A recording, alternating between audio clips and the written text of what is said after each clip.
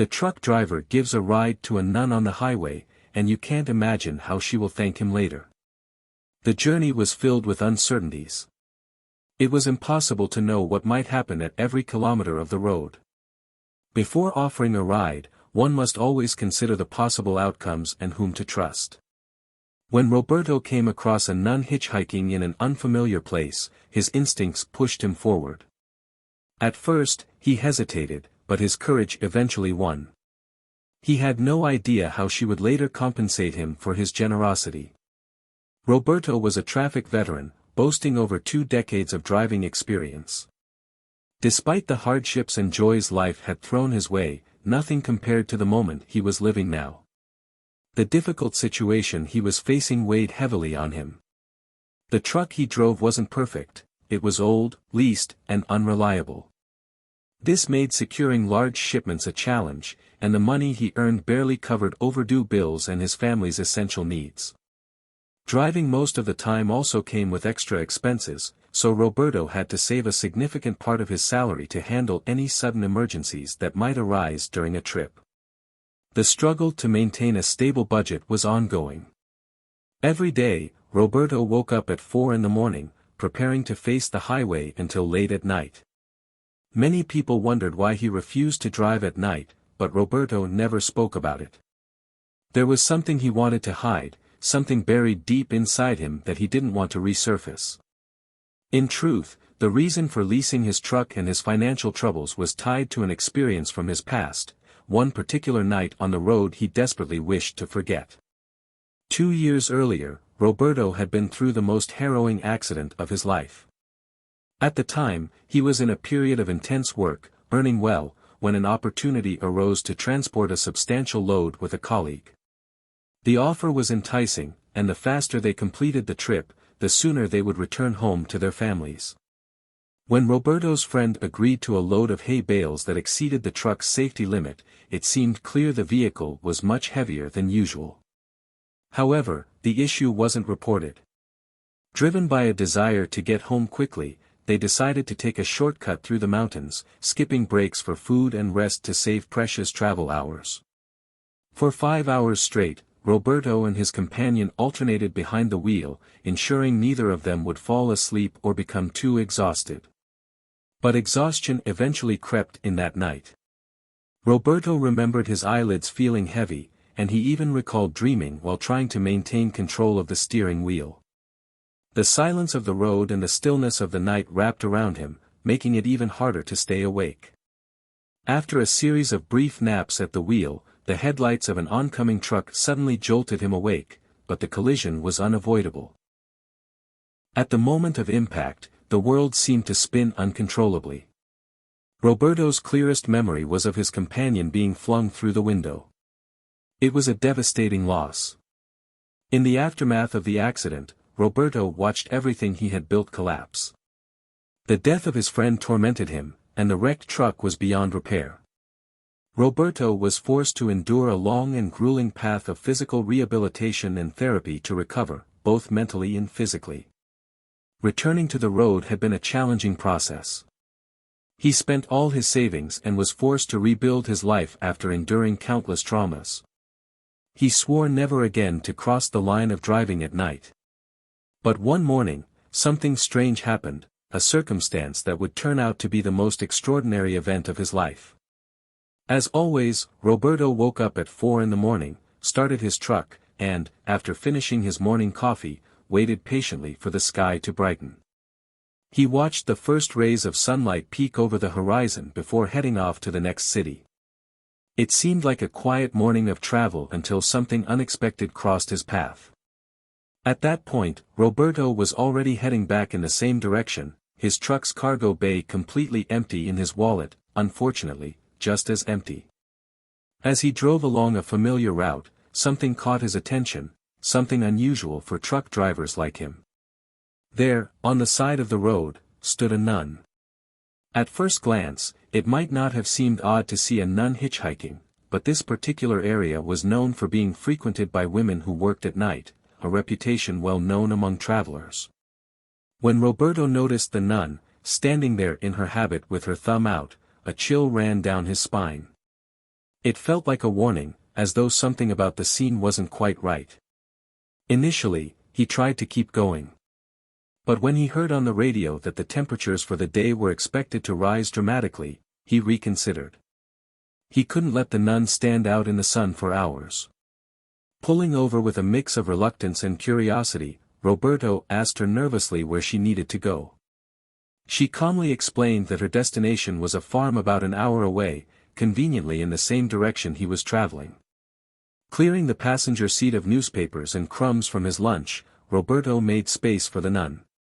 Once the truck was back in motion, he decided to break the silence and confront the unsettling question weighing on his mind. He glanced at her and asked cautiously, "Do you know the women who work at night along this stretch of road?"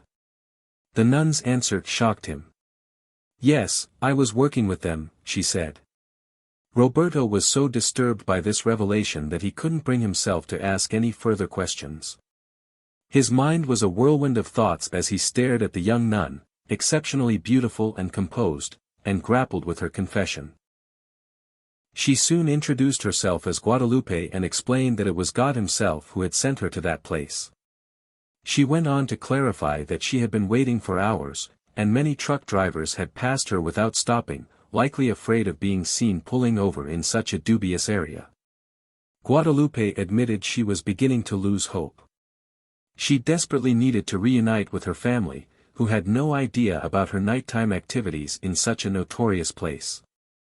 Her voice trembled as she shared her fears about escalating violence in the area. "I don't feel safe anymore," she confessed. Her words struck Roberto, leaving him increasingly frustrated. How could a nun openly admit to working in a place like that? He struggled to understand, but before he could fully process her words, his attention was ripped away by a sudden and alarming sight. A group of armed men appeared in the middle of the road, forcing him to a screeching stop. It was an ambush. The masked criminals ignored Roberto's pleas, indifferent to the fact that his cargo bay was empty. They ransacked his truck, took what little he had, including his wallet, and showed no mercy, even with the nun sitting there in plain view. It was a moment of sheer terror and helplessness. As Roberto sat trembling in the aftermath, the weight of his reality bore down on him. All his hard work, every mile he had driven, now felt completely wasted. He thought of his family, of the bills that were due, the loans he had yet to repay. "They've taken everything," Roberto muttered under his breath, his voice shaking with anger and despair. Despite the devastation, Guadalupe tried to offer him words of comfort. Yet, Roberto knew her kind words would do nothing to solve his problems. Determined to honor his promise, he continued driving, delivering the nun to her intended destination. When they finally arrived, Roberto was astonished. Before him stood a sprawling farm, vibrant and full of life, fields of crops, fruit trees, and animals of every kind. Despite everything that had happened, Roberto made sure to keep his word and left Guadalupe at the agreed-upon location. It was then that the nun made a surprising revelation. The farm belonged to her family, and her father was a wealthy farmer. Guadalupe, aware of Roberto's shaken emotional state, insisted that he stay with her family until his trauma subsided. At first, Roberto hesitated to accept. However, when the police arrived at the farm to investigate the incident on the road, he was finally convinced to remain there in safety for a few days. The nun's family home turned out to be a haven. It was extraordinary, like a five-star hotel, with delicious meals and restful nights, something Roberto hadn't experienced in years. Each day, he called his wife, updating her on the challenges they would soon face, particularly the need to take out new loans to lease another truck. Roberto also mentioned the strange behavior of the nun, who would discreetly leave the house every night, taking a car and disappearing into the dark. Despite his curiosity and his intention to uncover the truth, Roberto chose not to pry further out of respect for the family that had shown him such kindness. Grateful for their generosity, he decided to keep his doubts about the nun's nighttime excursions to himself. Then, late one night, as silence filled the house, the nun knocked on Roberto's door. The tranquility shattered, and her unexpected visit caught him off guard. Standing in the dim light, Guadalupe gestured for him to follow her. With quiet determination and grace, she led him down the hallway, her steps confident but hushed. They walked to an isolated room in the house, a space used to store supplies. Roberto couldn't hold back his unease any longer. "Look," he muttered as they walked side by side, "this doesn't seem right. How can a nun do what you're doing?" His voice trembled, torn between confusion and disbelief. Guadalupe, though visibly tense, responded calmly, her words steady and deliberate. "I was released from my religious duties, but I have dedicated my life to serving others." She paused as they reached the door. With quiet reverence, she opened it and revealed a scene that left Roberto stunned, a young woman holding a small child in her arms. "This is Cristina," Guadalupe began, her voice soft but firm. "During my evangelization work in the very place where you picked me up, I discovered her story. Every day, I go there to offer help. I had just assisted with the birth of this child when you gave me a ride." The scene before him revealed a reality far different from what Roberto had imagined. He stood motionless, shocked by the nun's story of compassion and solidarity. His quick judgments and doubts now filled him with shame. Guadalupe continued, "I am grateful you didn't reveal this to my family before now. I haven't been able to convince my father to take Cristina in, and that is why I brought her here." She explained that Cristina and her child would remain under that roof until the church could provide them with shelter and financial support to start anew. Deeply moved by Guadalupe's story, Roberto felt an overwhelming sense of humility. The love, kindness, and selflessness displayed by the nun pierced through his doubts, leaving him speechless. For the first time, he realized how quick he had been to judge without knowing the full truth. The next morning, Roberto prepared to leave. As he started his truck, he noticed something strange. During the first maneuver, the vehicle felt much heavier than expected. Curious, he decided to investigate. Guadalupe, standing nearby, suggested he open the cargo bay. Peeking inside, Roberto was greeted by an astonishing sight: sacks of grains, fruits, vegetables, and even fresh meat were piled neatly in the truck. The wave of emotion hit him so hard that tears rolled down his face uncontrollably. "What is happening?" he whispered, his voice trembling with disbelief. Guadalupe's father approached and placed a gentle hand on Roberto's shoulder. "This is for you," he said solemnly. "Your children will have enough food for a long time." Overcome with gratitude, Roberto embraced the nun and her entire family. He thanked them profusely, his heart full for the first time in what felt like years. As Roberto extended his hand to shake that of the nun's father, he was surprised to receive a deposit slip accompanied by an address. The man looked at him with solemn eyes, a mix of gratitude and quiet sadness. "Not all of the cargo is yours," he said in a serious tone. "It must be delivered to a specific address in your city. A friend of mine, an important merchant, is expecting it." He then revealed more details about the unexpected load now sitting in Roberto's truck. A wave of relief and purpose washed over Roberto. Without hesitation, he set off to complete the agreed delivery. A sense of divine providence seemed to guide him, lifting the heavy burden of responsibility that rested on his shoulders. As he drove the familiar roads back home, his mind churned with thoughts of how this delivery might change not only his life but the lives of others. When Roberto finally arrived in his hometown, he was met with joyful celebrations. His neighbors and family welcomed him warmly, relieved to see him return safely and proud of his successful journey. Yet, amid the festivities, Roberto felt a deep sense of responsibility. He couldn't ignore the surplus cargo that had been entrusted to him.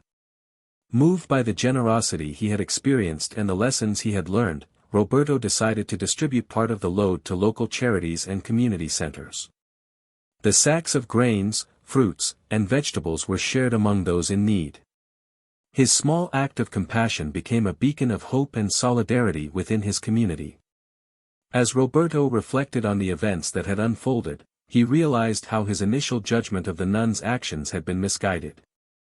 The truth of her work, driven by a deeper purpose of kindness and compassion, had humbled him. He could now see that there was something greater at play, a divine thread weaving their fateful encounter together. Perhaps, Roberto thought, their meeting that day had indeed been an act of divine intervention. Did you enjoy the story? Have you ever faced difficult moments in your life like Roberto? What helped you get through them? What was your anchor that saved you? Share your experience in the comments below. If you appreciated this story, please subscribe to this channel and leave a like. Remember, sometimes the smallest gestures can make the biggest difference in our lives. Thank you for listening. See you in the next video.